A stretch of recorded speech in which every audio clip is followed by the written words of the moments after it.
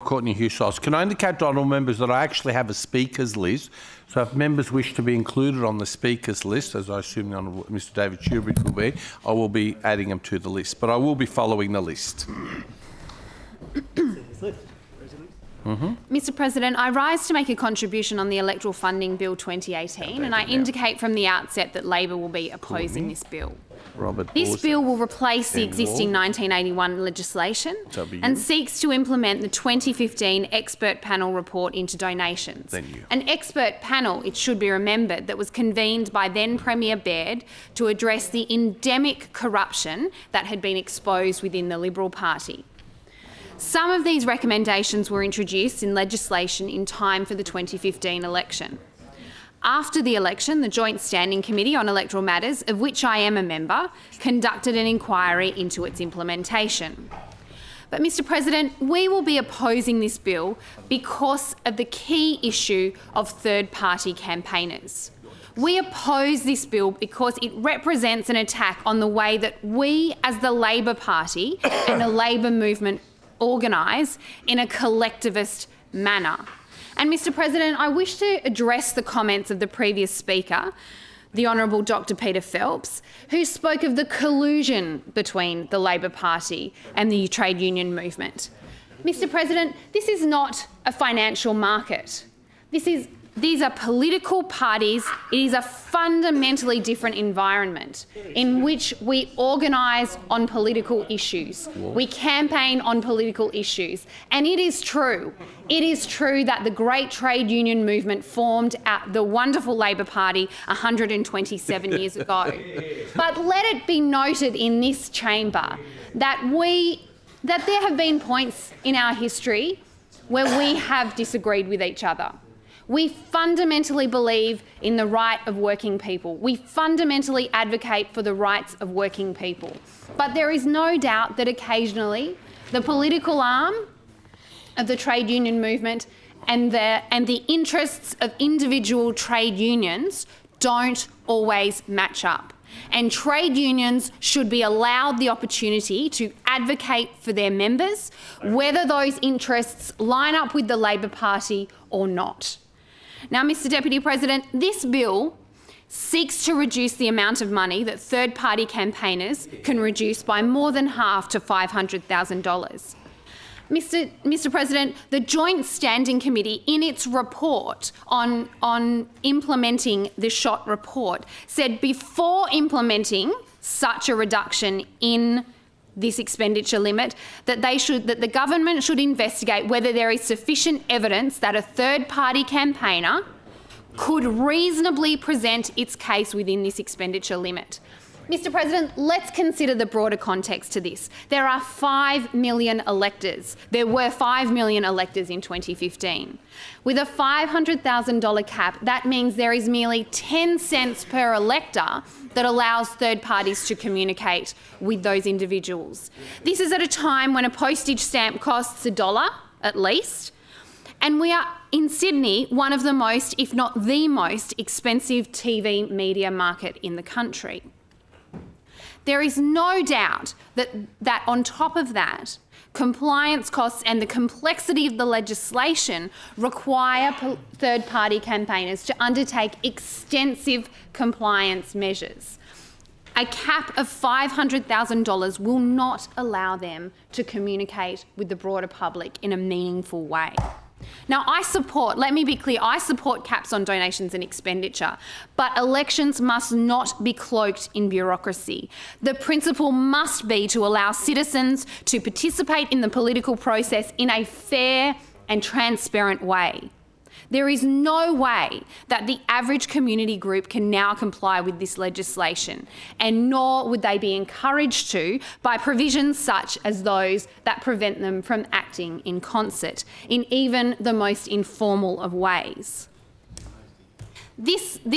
This clause of the bill that seeks to make it illegal for third parties to collaborate is a fundamental attack on the way the Labor movement has operated since its inception and has been part of the Labor Party since its formation 127 years ago. This is just the latest attack on the Labor movement's political participation. A previous attempt by then Premier O'Farrell in 2012 to limit donations only to individuals on the electoral roll was struck down by the High Court in 2013. I am encouraged by the fact that unions have already indicated that if this legislation is passed, they will challenge it in the High Court. Indeed, let it be noted, Mr President, that the measures in this bill designed to prevent third parties acting in concert were based on the ACT legislation that their government repealed as a result of that 2013 High Court decision. This is just the latest attempt to silence their opposition. Mr President, there are a range of measures in the bill that will increase transparency around electoral funding in New South Wales. We do agree that the 1981 legislation could benefit from a comprehensive rewrite. But, Mr President, many of the measures in this bill are either building on Labor's policy on that historic and fundamental change that was made when caps and donations were introduced by the Labor government in 2010, or indeed implement Labor policy that we have been campaigning on for the last several years. The real-time public disclosure of political donations is a key aspect of this bill, but the Labor Party campaign, our leader Luke Foley announced this in 2016, and New South Wales Labor already makes these disclosures weekly. The caps on electoral and expenditure and donations for both state and local government elections, which, as I said, were introduced by the Labor Party in 2010 in government, will now be extended to local government elections, indeed in somewhat of a haphazard manner, and I think we'll deal with those in the Committee of the Whole. I do welcome the increasing the governance measures on political parties while still allowing for their own unique organisations. Mr President, let me make this point. Political parties are not corporations. Political parties each have their own unique histories and each organise in their own unique ways. It is a fine line to walk in our legislation to allow an appropriate and best practice governance procedures to be in place, but yet to allow each party to implement those appropriately for their political organisation. And I do believe that we have, with a few exceptions, managed to walk that fine line in this bill tonight. We will ensure, importantly, that senior office holders in political parties will be accountable for breaches of the Act, and subsequently will increase the penalties for breaches of the Act. Mr Deputy President, I also welcome the provision that the Electoral Commission will be required to provide training for candidates, for political parties, for members of Parliament and third-party campaigners to understand their extensive obligations under this Act. And I welcome the provisions to refine, after 8 years in operation, the requirements around indirect donations and requiring disclosures only to be audited once. Mr President, I wish to also address the role of the New South Wales Electoral Commission in my comments tonight, because we have one of the best electoral systems in the world, and a fundamental aspect of that is the independence of the New South Wales Electoral Commission.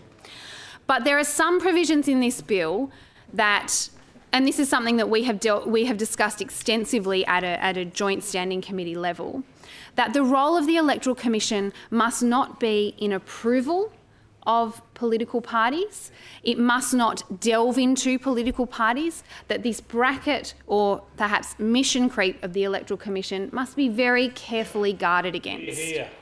We must ensure that they provide best practice governance advice to parties, that they are the registration body and the governance body, but that this regulatory role is not overstepped.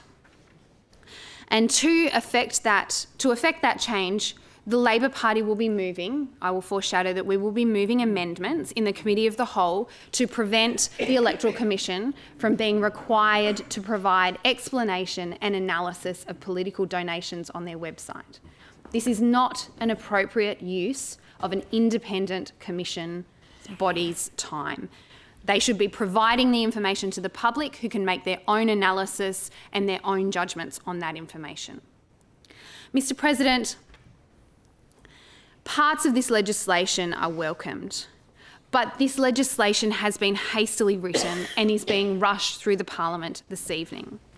Just one example of this is that instead of the usual combined party and candidate total, independent candidates will have an arbitrary $200 less to spend than that combined total. A simple oversight that reveals a lack of care in preparing the bill. Now, this is usually an area where we can collaborate. This is usually an area where we can determine the fair goalposts that elections should be fought upon. But the dirty tricks in this legislation make it impossible. The government is seeking to rig the playing field by fundamentally changing the electoral system in New South Wales, and our colleagues in the Labor movement will challenge it in the courts.